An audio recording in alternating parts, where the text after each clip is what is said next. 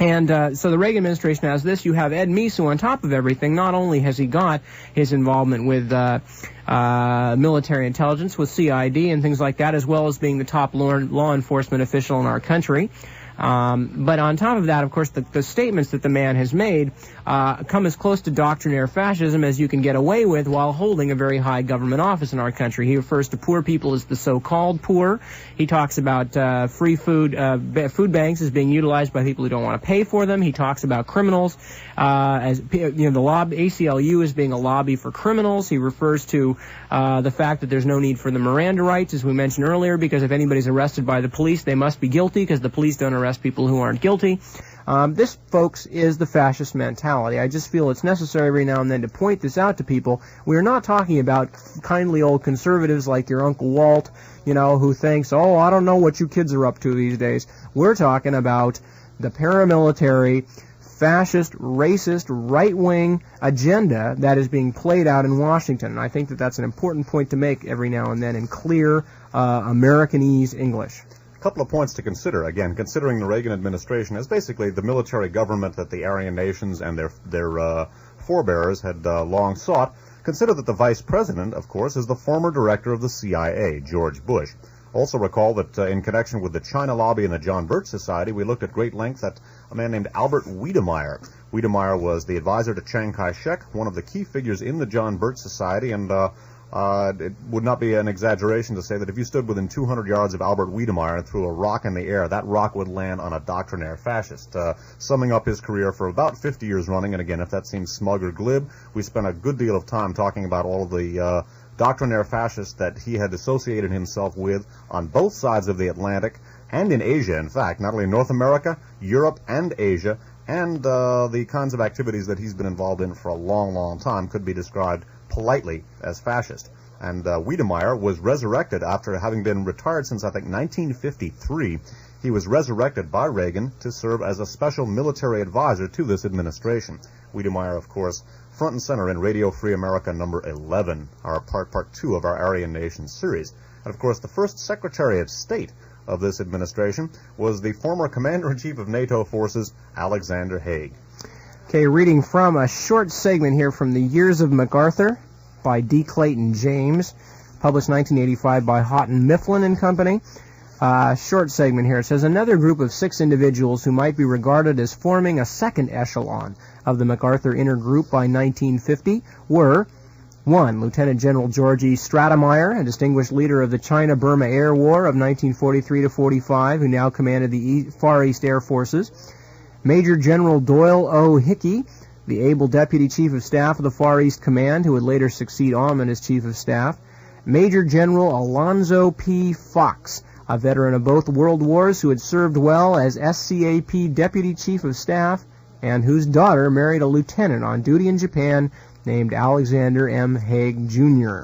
So, we see not only, as Dave mentioned, the Potter Gales, the Willoughbys, the Wiedemeyers, the Van Horn Mosleys, and the others, all involved with MacArthur's staff and all going on in one way or another into a prominent career of the right-wing lunatic fringe. But again, like we said, not lunatics, people with connections. But we see also another part of the inner echelon acquiring a son-in-law by the name of Alexander Haig, who has jumped over some, I believe, 250 some odd other officers for promotion. It's worth mentioning that in connection with Wiedemeyer, too. One of the things that we looked at in connection with Wiedemeyer was his relationship to a man named Embick, a General Embick, and nepotism is nepotism counts for quite a bit in all aspects of society, but particularly in the military. If you marry into the right family, that can get you a promotion a lot faster than you could otherwise get it. That was one of the things that accounted for Wiedemeyer's great success in the military, the fact that a key general staff officer was his father-in-law, and it certainly didn't hurt Alexander Haig to have his origins with the very same MacArthur group that's been front and center throughout these 4 Aryan Nations broadcasts. It's worth noting, too, that Alexander Haig was chairman of the board, or actually maybe he was chief executive officer. Anyway, he was the head of United Technologies, a major aerospace contractor, one of whose subsidiary companies is Pratt & Whitney. The company, interestingly enough, as coincidence would have it, or is it networking, we never know. Sometimes we know, sometimes we wonder. It was with Pratt & Whitney that William Pierce, the author of the Turner Diaries, head of the National Alliance neo-Nazi group, and associate of George Lincoln Rockwell, he left to join Rockwell from Pratt & Whitney. Interesting coincidence, if that's what it is here. Speaking of William Pierce and the National Alliance, and again, assessing the Reagan administration as the Aryan nation's government and its participation in the assassination of Kennedy and our other, that is, the participation of its members in the assassination of John Kennedy and our other assassinations being, again, analogous, we feel, to the rise of Hitler in Germany, where assassinations years before Hitler's ascension paved the way for that ascension. Research credit for the following story goes to Mae Brussel, and she is the top researcher in this field. If you're not familiar with her work, you should be. Her broadcast, called World Watchers International, is aired twice a week on this station. It airs Sunday morning at 9 and normally is repeated Thursday at 9, but obviously, since we're doing this tonight, it was rebroadcast last Sunday night. Okay? And again, this following story concerns the National Alliance, headed by William Luther Pierce, author of the Turner Diaries, intimate of the Aryan nations. This is an article from the Washington Post of February 4th, 1982. It's authored by Charles Babcock, headlined, Administration Wavered on Nazi Tax Break. And basically, and this is a fairly complicated article, what it's going to deal with is the administration, the Reagan administration's weakening of the IRS's rejection of the National Alliance as a tax-exempt group. National Alliance, a Nazi group, had applied to IRS for tax-exempt status. The IRS nixed that, and then when the National Alliance took its appeal to court, the Reagan administration weakened the IRS's position in attempting to deny them the tax-exempt status. An interesting thing to do. Again, reading from the Washington Post of February 4th, 1982. At the time that Reagan administration officials were deciding to restore tax exemptions to racially discriminatory private schools, they debated using the same legal arguments to support an exemption for a Nazi group's publications that preach racial hatred. The government finally decided to fight the exemption, but on much narrower grounds, my mouth is starting to give out here, forgive me, but on much narrower grounds than it argued in the lower court. Thus, the Nazi case is another example of the complications the administration has run into in trying to police what its officials consider the IRS habit of regulating on public policy grounds not specifically authorized by Congress. In 1978, IRS denied tax-exempt status to National Alliance, saying the white supremacist group didn't meet the required educational definition, unquote, because its publications advocated murder and kidnapping of blacks and Jews. The group sued, and last May a federal judge said the IRS rules blocking the exemption were unconstitutionally vague. While the government was deciding its appeal strategy in the Nazi case, the administration moved to reverse a 12-year-old policy and restore tax exemptions for schools that discriminate. It argued that IRS had no authority to deny exemptions just because some private schools violated the public policy against racial discrimination.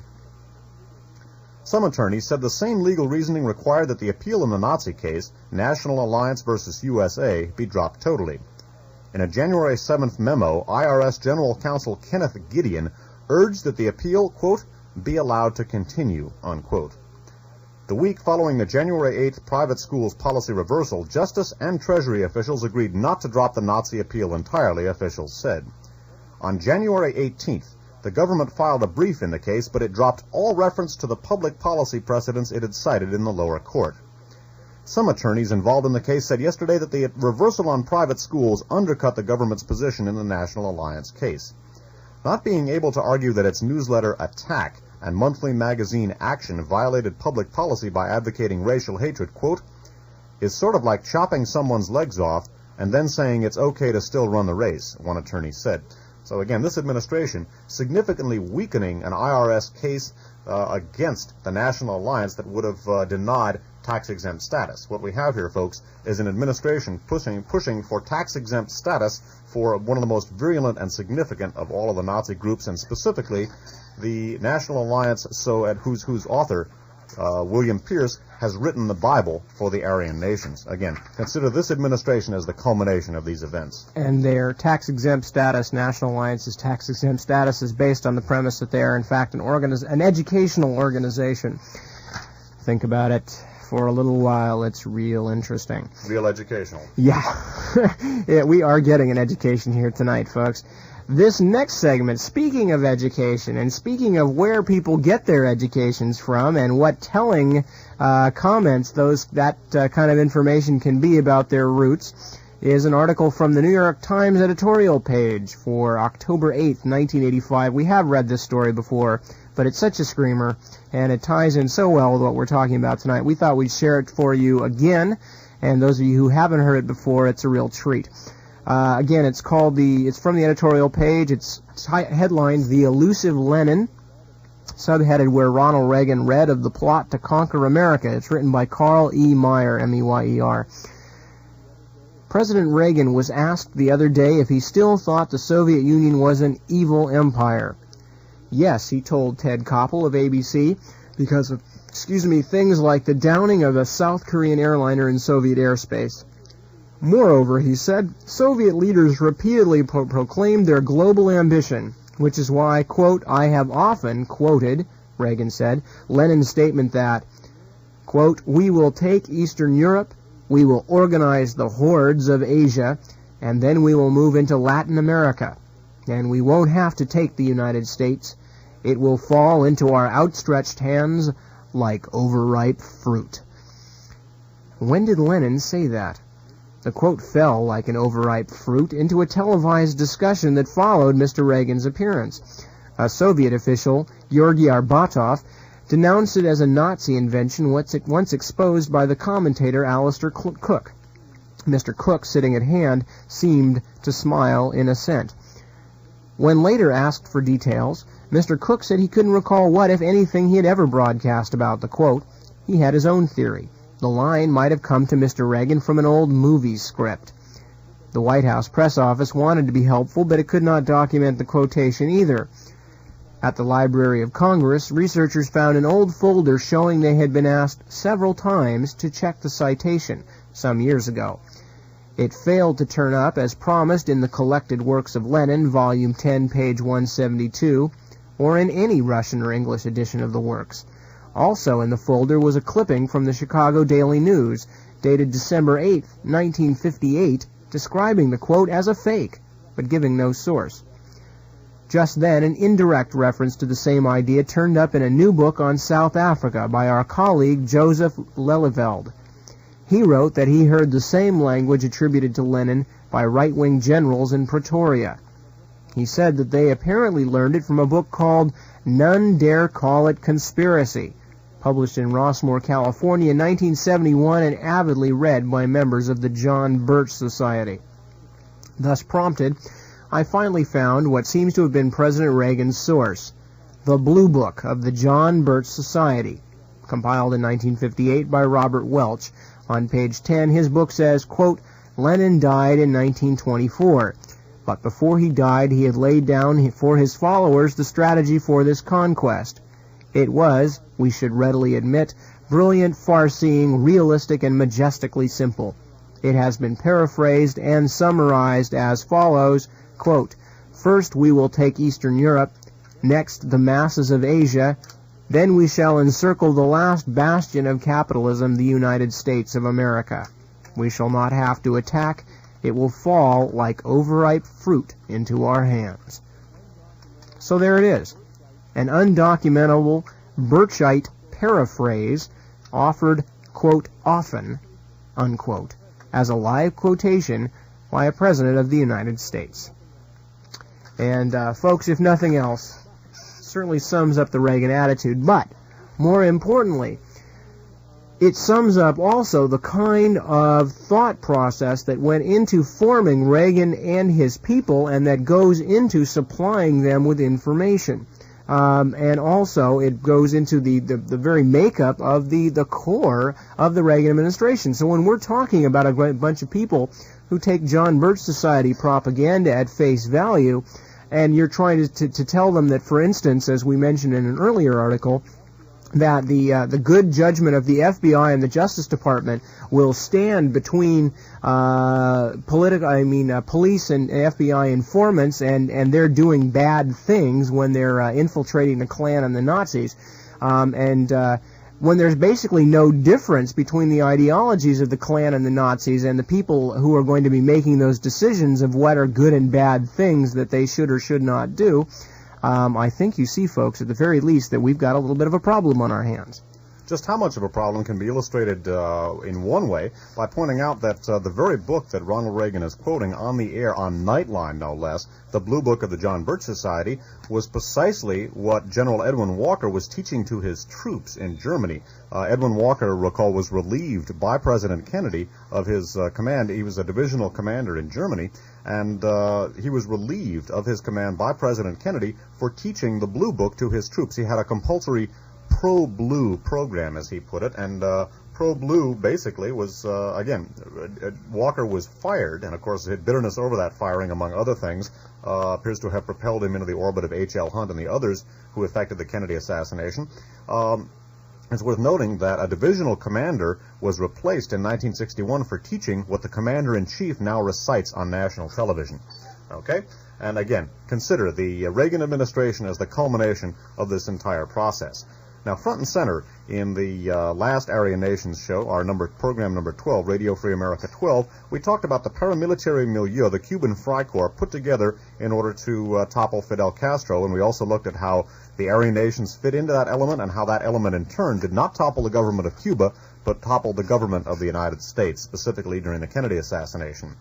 And one of the things that we're going to look at now for the duration of the broadcast concerns really how the Reagan administration represents the culmination of that whole methodology, the culmination of the Freikorps methodology. And again, the things that we're seeing in Latin America with the death squads, these mercenary efforts in Nicaragua with the Contras, this is basically just Freikorps methodology. This is a carrying on of the sort of efforts that the German army employed in Germany, not only to put down the abortive German Revolution, but eventually to subvert Weimar democracy, and to bring Hitler to power. So, again, as we look at the Contras, as we look at these kinds of things, this is a time-honored methodology, and the first death squads began with Nazi Germany. For the duration of the broadcast, we're going to take a look at this Freikorps methodology as basically the stock in trade of the Reagan administration. Recall now Frank Capra, the FBI informant who runs a mercenary training camp in Alabama, and at that camp the David Duke Company recruited the Klan and Nazi mercenaries who were originally going to invade Grenada and eventually wound up invading Dominica. Well, Frank Capra has been very much in the news because his camp has remained open and active, and among the people who have been training there are Sikh militants who have been involved in attempting to to establish an independent government in the state of Punjab in India. There's been a lot of speculation on this broadcast and elsewhere, on these broadcasts and elsewhere, that is part of a U.S. destabilization of India, the Soviet Union's closest ally among the most powerful ally among the non-aligned nations. Well, Frank Capra has been very much in the news because at his mercenary camp, some Sikhs who were plotting against the life of Indian Prime Minister Rajiv Gandhi were trained there. Also, some Sikhs who have been sought in connection with the downing of an airliner, an Air India plane which exploded off the coast of Ireland with the loss of hundreds of lives.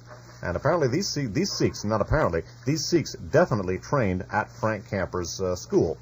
Information about that came out, among other places, in the New York Times of June 27th, 1985. This story is special to the Times headline, Sikh Suspect Studied Explosives at Mercenary School in Alabama.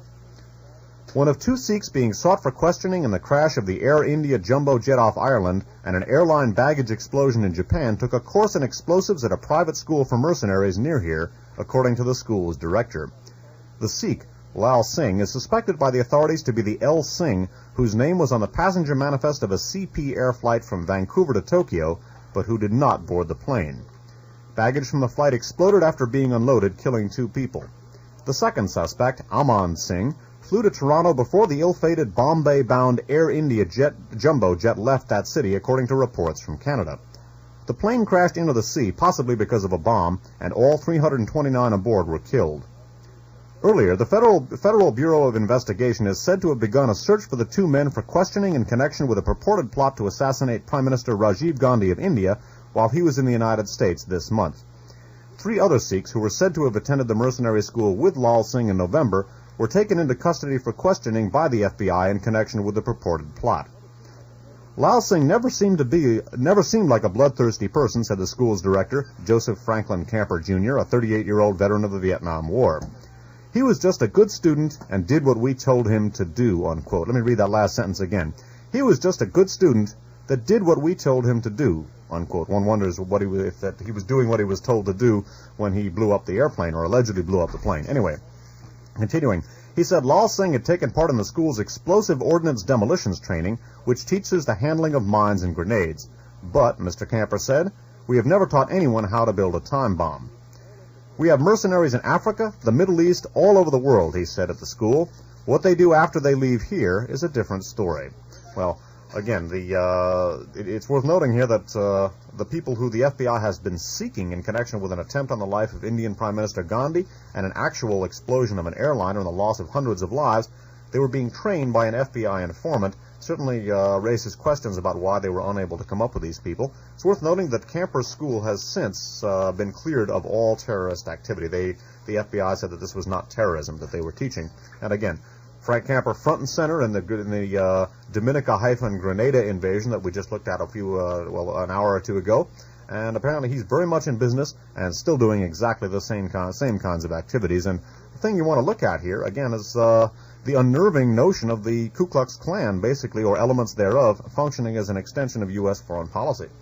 And another man who is front and center in the whole Dominica thing, a man whose name is going to come up in this next article. You'll remember the name of Alexander McWhorter, Canadian Klansman. We're going to read a little bit here again about some more intersection between some of these Klan-related people and the Sikhs.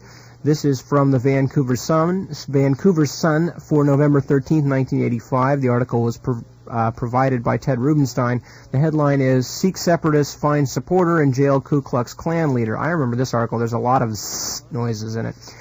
Sikh separatists and Arman Siksna. I remember this. The article is by Terry Glavin. Sikh separatists who want a country of their own in India have a new friend, a leader of the Ku Klux Klan. And a prominent Sikh separatist in Vancouver welcomes the newfound support.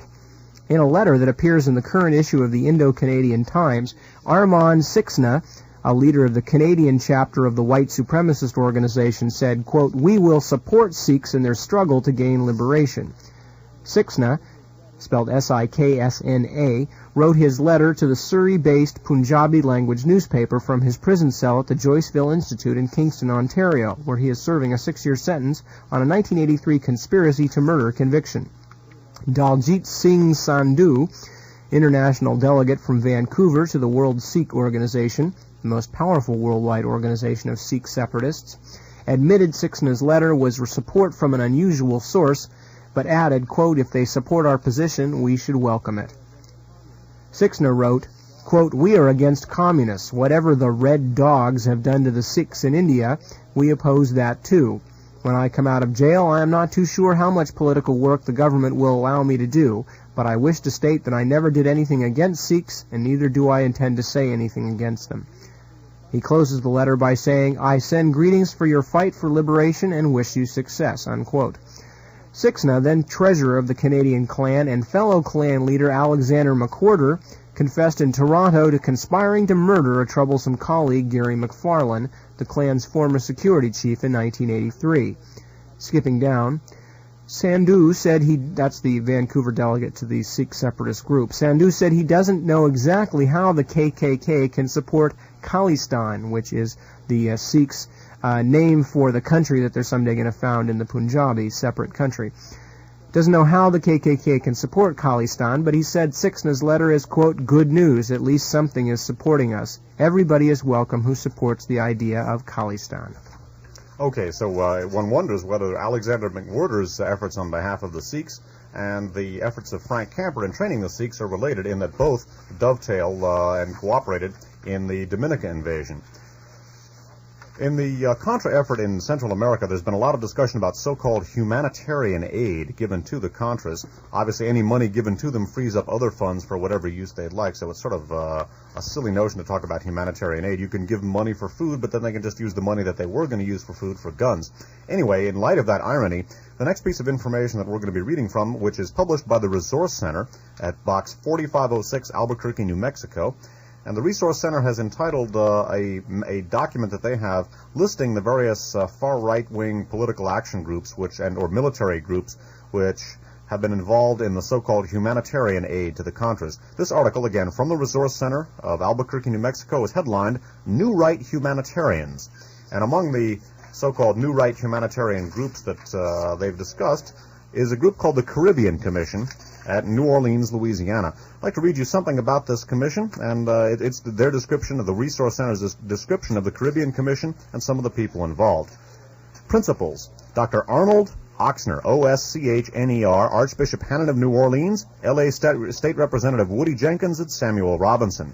Business connections: Robinson Lumber. Formed in 1979 with the help of pro-Somoza Nicaraguans, Caribbean Commission, aims to, quote, maintain, promote, and strengthen the free enterprise system in the Western Hemisphere to prevent totalitarian infiltration. Aside from anti-communist education, CC distributes aid to Contras in Honduras. Dr. Ochsner's father wrote the white supremacist book Dispossessed Minority. David Duke, a former KKK leader and founder of the National Association of White People, works closely with CC. So David Duke is still very much involved in his activities with regard to paramilitary efforts and mercenary efforts. Of course, David Duke, probably U.S. agent and recruiter of the Dominica invasion. And worth noting here that the name Ochsner, O-C-H-S-N-E-R, O-S-C-H-N-E-R rather, is another name that we've looked at in the past, again in connection with this paramilitary milieu that we saw combining for the Bay of Pigs in Operation 40. And in connection with that, we looked at Dr. Arnold Ochsner's father, Dr. Alton Ochsner. Okay, I'm going to read a short segment to you from a book called Crime and Cover-Up, CIA, Mafia, and the Dallas Watergate Connection by Peter Dale Scott, copyright 1977 by Westworks Publishers in Berkeley. And they're talking here about INCA, which is the Information Council of the Americas, formed by Richard Butler, another guy... Ed Butler. Excuse me. Yes, the Butler did it. But, right. The other Butler. The other Butler. No, Richard Butler and Ed Butler, two separate people. This Ed, although very similar in their viewpoints, this Ed Butler is a man with some very suspicious links to the Kennedy assassinations, both of them, and the Information Council of the Americas is his group. INCA's links to both Oswald and the U.S. government were considerable.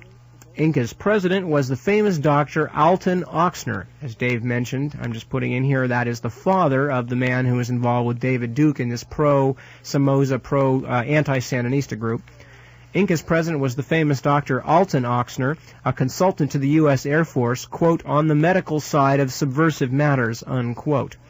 Ochsner, a friend of the Somozas, was later identified as, quote, the first man to uncover Oswald's pro-communist activities, unquote, from unexplained first-hand impressions. Ochsner also sponsored a local journal, Latin American Report, whose editor, William G. Godet, admitted a CIA connection and also was issued the Mexican travel permit immediately preceding Oswald's. At least 3 of INCA's backers and Cuban employees had previously been associated with a CIA-backed Cuban Revolutionary Council at 544 Camp Street. More important, the Riley family, Eustace Riley of INCA, William Riley of the CRC Crusade, were Oswald's ostensible employers in New Orleans. Another INCA charter member, William I. Monahan, an ex-FBI agent, joined the Riley Company about the same time Oswald apparently did, and soon became the chief source of information to the FBI and Secret Service about Oswald's activities with the company. Okay, now, again, of the paramilitary milieu, which appears to be very much an M.O. with the Reagan administration, in connection with the Bay of Pigs, Cuban Freikorps, as we call it, the paramilitary milieu put together to get rid of Castro, we took a look at Robert K. Brown. Robert K. Brown was approached by a man named Stanley Drennan, again, part of this Aryan Nation's far-right group, and approached in connection with an assassination plot against President Kennedy and testified before the Warren Commission.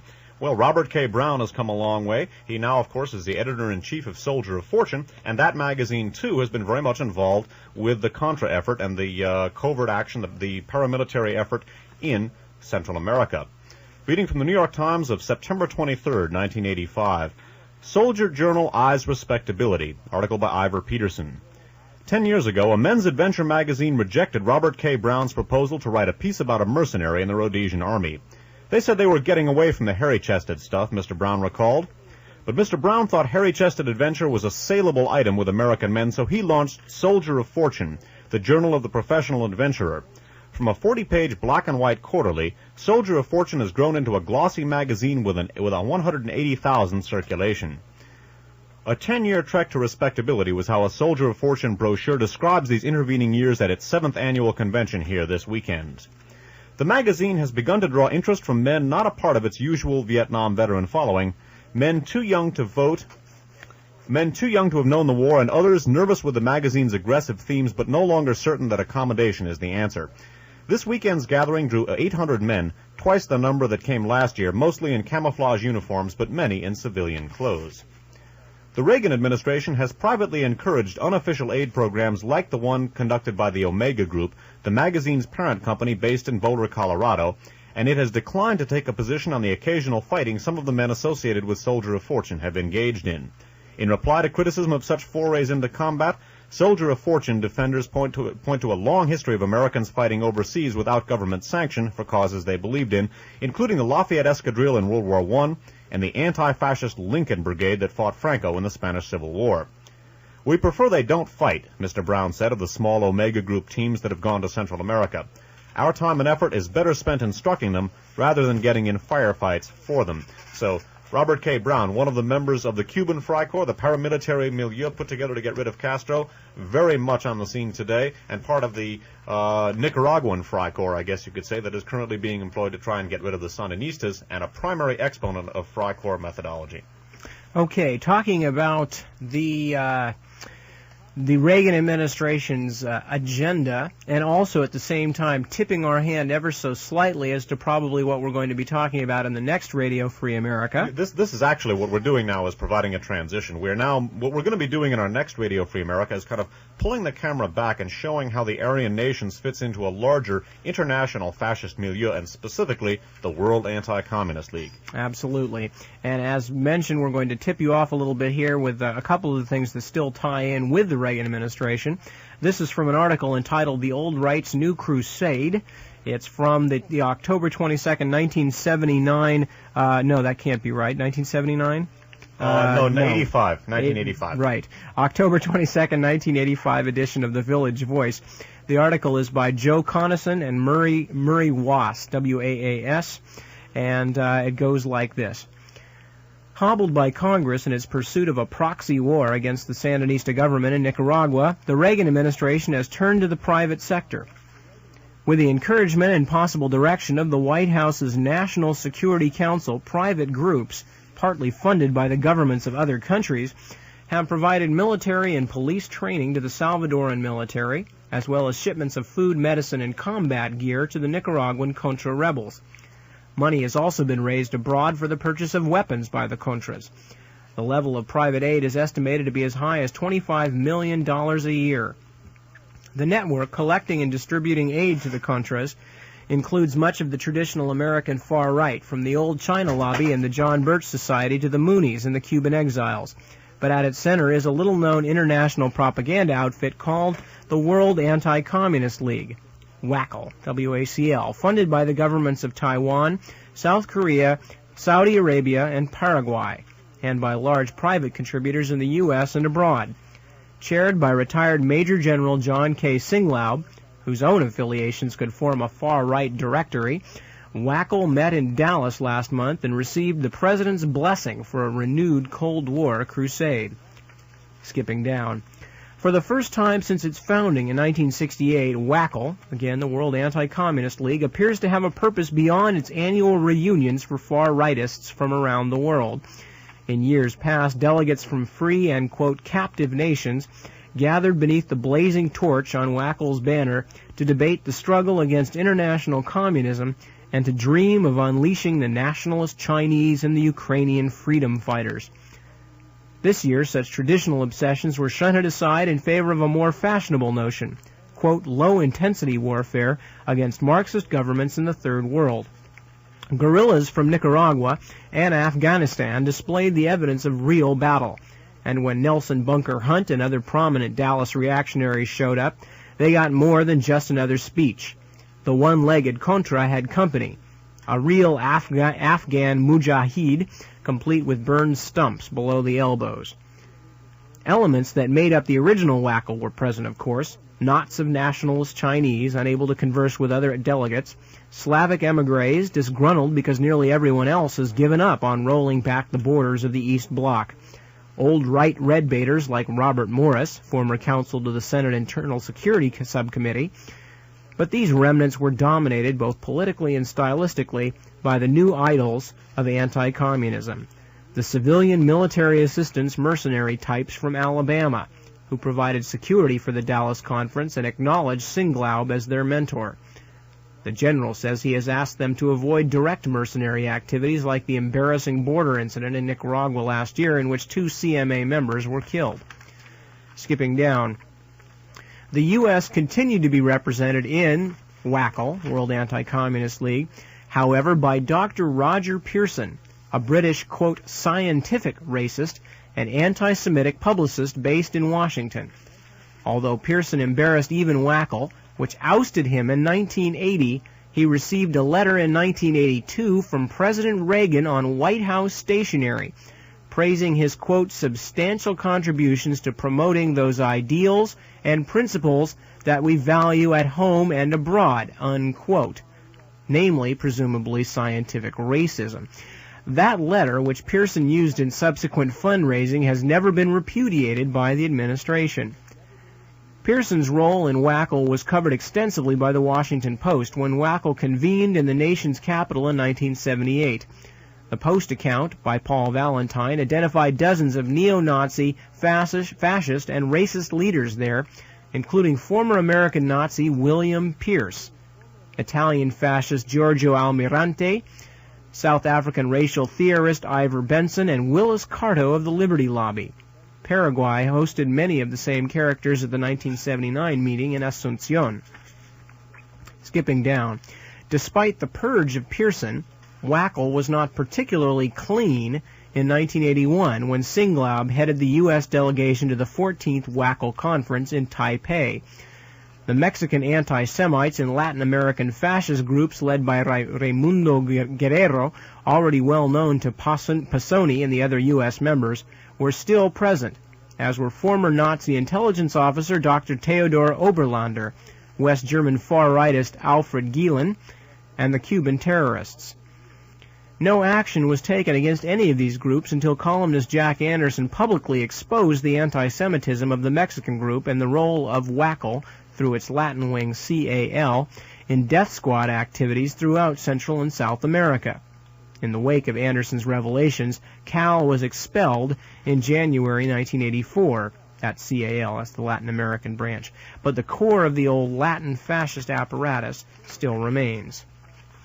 Okay, you're listening to KFJC Los Altos Hills. We're almost finished here with Radio Free America. A couple of the key names there, Robert Morris. We looked at him in connection with Conservatism USA, a group which brought up a bunch of Army intelligence agents from Munich to Dallas, Texas. Of course, William Pierce we've looked at extensively tonight, key member of Aryan Nations, author of the Turner Diaries. And Theodor Oberlander is a fellow we're going to be looking at extensively in our discussion about the World Anti-Communist League, and we're going to intersect that with the Galen organization in particular. I'm going to read you just a very short section here, again, continuing with a little bit of discussion about the World Anti-Communist League. One of the people that we looked at in our last broadcast, number 11, as a member of a group called the Committee to Preserve the Monroe Doctrine, was a man named Lev Dobryansky. He is a member, basically is a Ukrainian emigre, and very close to many of the Eastern European and Soviet emigres who have been such a very leading part of the Galen organization over the years. Reading a very short section from an article called Reagan and the War Crimes Lobby. And by the way, we're going to be taking up the World Anti-Communist League and these Village Voice articles at greater length and in more detail when we begin our next Radio Free America show, which will be, by the way, on January 14th.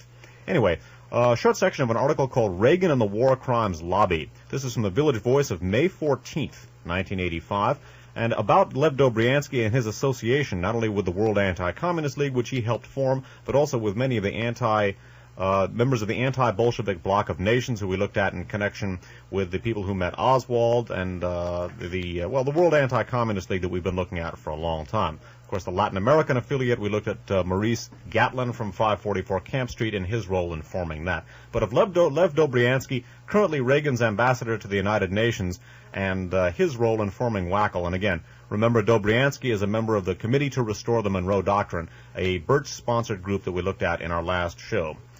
From the Voice of May 14th, a leading figure among the rightist emigres is Dr. Lev Dobryansky, Reagan's ambassador to the Bahamas and chairman of the Ukrainian Congress Committee of America, UCCA, and the Captive Nations Committees, Incorporated. Dobryansky, whose daughter Paula serves on the staff of the National Security Council, is also board chairman of a leading emigre publication, the Ukrainian Quarterly.